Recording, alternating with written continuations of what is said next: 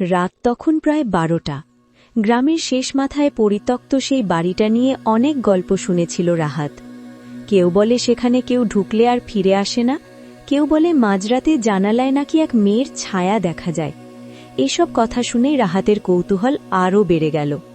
এক রাতে সাহস করে সে বন্ধুরা ঘুমিয়ে পড়ার পর একাই চলে গেল সেই বাড়ির সামনে। চারপাশে নিস্তব্ধতা, শুধু ঝিঝি পোকার ডাক। ভাঙা গেট ঠেলে ভেতরে ঢুকতেই একটা ঠান্ডা বাতাস তার শরীর কাঁপিয়ে দিল। বাড়ির ভেতরে পা দিতেই দরজাটা হঠাৎ করে নিজে থেকেই বন্ধ হয়ে গেল। রাহাত ভয় পেলেও নিজেকে সামলে নিয়ে সামনে এগোল। দেয়ালে পুরনো ছবি, ধুলোয় ঢাকা আসবাবপত্র, সবকিছু যেন সময়ের সাথে জমে আছে। হঠাৎ ওপরের তলা থেকে কারো পায়ের শব্দ ভেসে এলো।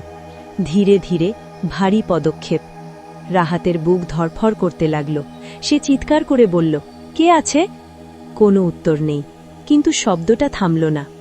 সাহস করে সিঁড়ি বেয়ে ওপরে উঠতেই দেখল এক ঘরের দরজা আধ খোলা। ভেতর থেকে ফিসফিস শব্দ আসছে। দরজা ঠেলে ঢুকতেই হঠাৎ করে সব শব্দ থেমে গেল। ঘরটা ফাঁকা। ঠিক তখনই তার পেছনে ঠান্ডা নিঃশ্বাসের স্পর্শ। ধীরে ধীরে ঘুরে দাঁড়াতেই দেখল এক ফ্যাকাশে মুখের মেয়ে, চোখ দুটো পুরো কালো, ঠোঁটে অদ্ভুত হাসি। মেয়েটা ফিসফিস করে বলল, তুমি এখানে কেন এসেছ?